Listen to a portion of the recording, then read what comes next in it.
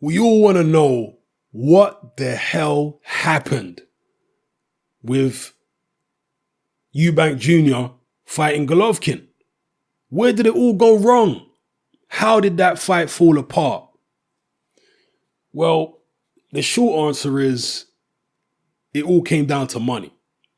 I know that's such a boring thing. People don't like hearing about that. But from what I can deduce from the information which is coming out, this is what it seemed to be. Eddie Hearn did an interview, a telephone interview with Kugan Cassius on IFL very shortly after announcing that Kell Brook was going to fight Triple G. And in this interview, he basically said that the Eubanks wanted too much money. Essentially, they wanted a split of everything. Now, I've said this previously, I have to reiterate, I've got the most amount of sympathy for any fighter, not just the Eubanks, any fighter trying to get paid what they think they're worth, not allowing the promoter and the TV network to take the vast majority of the money. As Eubank Sr. has said in recent weeks, his son Jr. is the one getting into the ring and taking the risks. Sky and Eddie Hearn, they're not the ones that's going to be getting hit. And the fans are not turning up to see Eddie Hearn and Sky. They're turning up to see Eubank Jr. and Golovkin. So that's why he was fighting tooth and nail to get the best deal possible. Now, we've only heard from Eddie Hearn so far. And Hearn basically says the Eubanks, he didn't use this particular word, but this seems to be what he was insinuating, that the Eubanks were being greedy, or Eubank Sr. was being greedy, because he apparently has no contact at all with Eubank Jr. He doesn't get to speak to him in terms of in negotiations. He only gets to deal with Sr.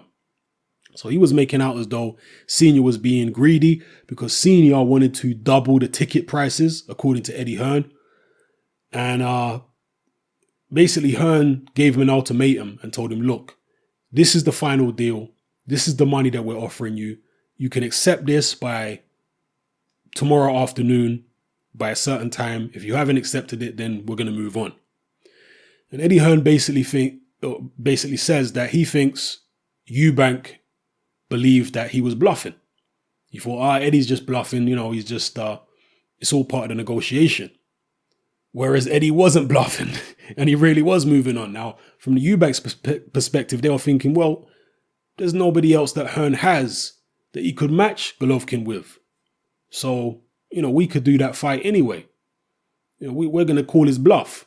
There's nobody else he can put in there. Oh, yes, there was. It was Kell Brook. So they must have been shocked when they heard about that. Kell Brook going in there against Golovkin. They must have been shocked and, they thought they were going to call Hearn's bluff, but it didn't work out like that. Now, in terms of the money situation, all right, Eddie Hearn is saying that he offered the Eubanks the exact same model in terms of how they get paid and what rights they have and all that kind of stuff. He offered them the exact same model as all his other pay-per-view fighters, including Anthony Joshua.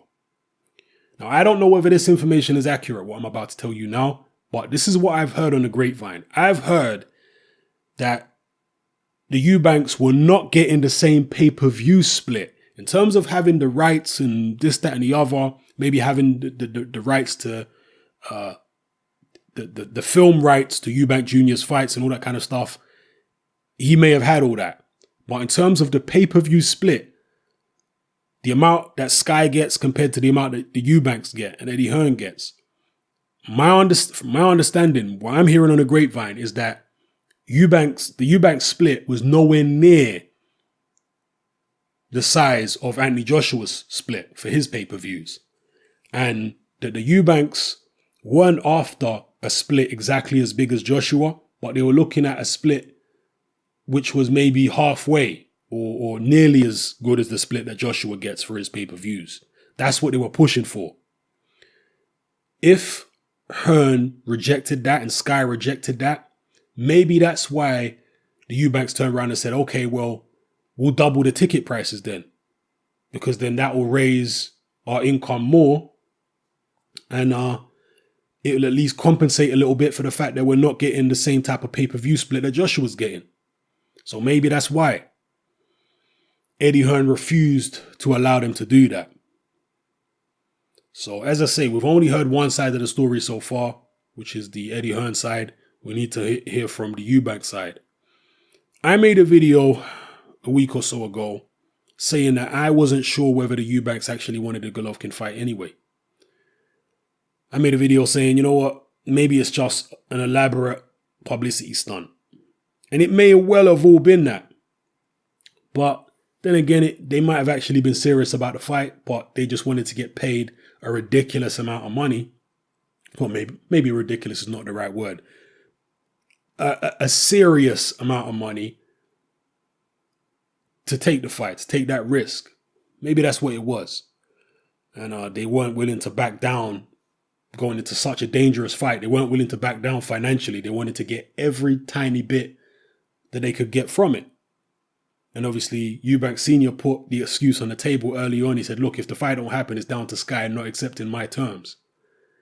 So you, the people, have to pressure Sky to accept our terms because we're the ones taking the physical risk, or Junior's the one taking the physical risk getting in the ring with Gennady Golovkin. And that's who the public are turning up to see. So I can understand his side of the argument if he really did want to fight, if Junior really did want to fight. But I said also in a previous video about this that I always felt that I can understand where the Eubanks are coming from, but I feel like what they're doing is a bit too ambitious for this point in Junior's career. Because Junior is not a world champion. He hasn't beaten a whole heap of world level fighters. So to be, demanding this type of deal is very, very ambitious. Whether they deserve the deal or not, that's not what I'm debating here. I'm debating on whether it was realistic to go for that kind of deal. Is Eubank Jr. really that type of commodity that he can step up to Sky and start making all these demands, this, that, and the other? Does he really have that type of market value and that type of popularity among boxing fans and in boxing in general? I'm not so sure about that. Maybe they should have taken on a Danny Jacobs first and got a world title if possible. And then they could come to Sky and say, look, we want this, this, and this. Maybe that would have been more realistic. I just felt like what they're trying to do was a bit too ambitious in terms of the financial end of things. So, yeah, we'll wait to hear from the Eubanks people. In fact, they've probably already spoken to the press and I'll do a video about it. But I haven't heard anything personally myself. So let me know what you think about the situation. And also, I saw somebody post something on social media of, I think it was a tweet of Eubank Sr. saying that he's now willing to do interviews with Kugan Cassius. Now, this is interesting to me. Is it just a coincidence that since this deal for the Golovkin fight has fallen through, that Eubank Sr. says he's now willing to do interviews with Kugan Cassius? Because prior to this, for the past couple of years, the Eubanks had been blanking Kugan Cassius and refusing to talk to him at all, much less give him interviews. So is it a case now where the Eubanks are panicking a little bit and thinking, wow, maybe Eddie Hearn and Sky are going to turn their backs on us, so we need to get pally with the next biggest boxing publicity platform out there, which is IFL? Is that what it was? Is that what it is? And if that is the case, should Kugan Cassius even give them interviews now? Conduct interviews with them. Maybe he's going to turn around and say, you know what? I don't want no interviews with you no more. And he'd be well within his rights to do that. So, yeah, let me know what you think about the whole situation, people. There was another point that I wanted to make with regards to, oh yeah, well, that's what it was. In terms of the Eubanks relationship with Hearn and with Sky, based on what I heard Eddie Hearn say in that interview with Kugan, it doesn't seem as though there's any bitterness on Eddie Hearn or Sky's side of the table. if Eddie Hearn could even speak for Sky. But certainly on Eddie Hearn's side of things, he don't seem to hold any type of grudge or bitterness towards the Eubanks. He said, the way he was talking, he's willing to do, he's willing to work with them again in the future. He just said this particular deal couldn't be done. And obviously he's a businessman, so he's thinking, you know what? It don't really matter who I put in the ring against Golovkin. If the financial deal was the same, then I haven't lost. It's win-win for me. It don't matter if it's Golovkin going in there or Eubank Jr. In fact, it don't matter if it's Eubank Jr. going in there against Golovkin or Kell Brook. I'm getting paid all the same because, again, from what I'm hearing, Kell Brook was offered the exact same deal that Eubank Jr. was offered, the same money. And when he was offered that money, he didn't turn it down. He just straight jumped at it because he understands that his market value is not that high to be turning that type of money down, even if it is jumping up 2 weight divisions. So anyway, yeah, it seems as though at the moment, the Eubanks will be able to work with Eddie Hearn and Sky Sports in the future. Will they sign a new deal? We don't know. They don't really have anywhere else to go. What are they going to do? Go back to Frank Warren? I think that bridge has been well and truly burned. They also burned the bridge with Mick Hennessy. So there's nowhere really to go unless they're going to go to the USA and sign up with Uncle Al Heyman.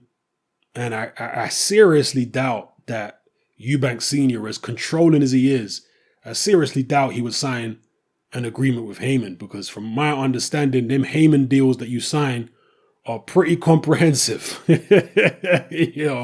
Heyman pays his fighters a lot of money. Don't get it twisted. But if you wanted to get out of a Heyman contract, how many people do you know that have actually got out of a Heyman contract? It's not like a lot of people are trying to, as far as I'm aware, but how many people do you know that actually have? From what I know, again, I'm not an insider, but from what I know, on the grapevine and from the outside looking in, them Heyman contracts are pretty binding contracts. So, I don't know. Maybe they feel they might be able to go over to the USA and negotiate some type of deal with Heyman, but Eubank Jr. is not a name in the USA. His market value is nowhere near as high in the USA as it is in the UK. He'd just be another fighter in the USA that nobody knows.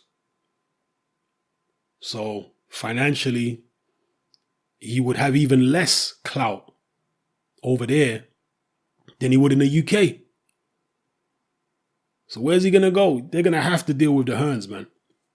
Anyway, drop your comments in the comment section below, people. Let me know how you feel about this whole situation and all the points I've raised in the video. All right, it's your boy Hatman, I'm out.